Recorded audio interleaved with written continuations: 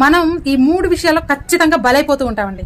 కానీ ఇప్పటికన్నా మేలుకొని ఈ 3 విషయాల్లో జాగ్రత్తగా ఉండండి. ముందు విషయాల్లోనైనా సరే. అందులో నెంబర్ 1, మనం ఎంత తెలివి కల్లోలమైనా సరే మనల్ని పిచ్చోళ్ళని చేసి ఆడిచ్చేది తెలుసా? ద్రోహం, నమ్మక ద్రోహం.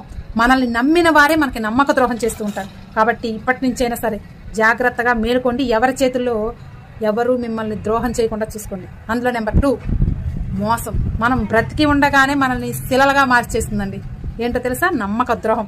ఎవరి చేతుల్లో గుడ్డిగా మోసపోకండి. ఎవరిని గుడ్డిగా నమ్మకండి. అతి మంచితనం మీకు పనికిరాదు. ఇక నెంబర్ 3, ఆయుధం లేకుండా చంపేస్తుంది. ఏంటో తెలుసా? నాలిక. కాబట్టి ఎవరికి మీ రహస్యాలు, మీరు సక్సెస్ అయ్యేటటువంటి ప్లాన్లు ఎవరికి చెప్పుకోకండి. మీ వీక్నెస్లు కూడా ఎవరికి చెప్పుకోకండి. ఇది చాలా షార్ట్స్ లో చెప్పాను. కానీ బలైన దాకా ఎవరికి షాక్ తగిలిన దాకా కూడా, ఆ ఎక్స్పీరియన్స్ పొందిన దాకా కూడా నా మాట ఎవరికి చెవును పట్టదు. కానీ ముందుగానే మేల్కొని జాగ్రత్త పడ్డవాడు తెలివైనవాడు.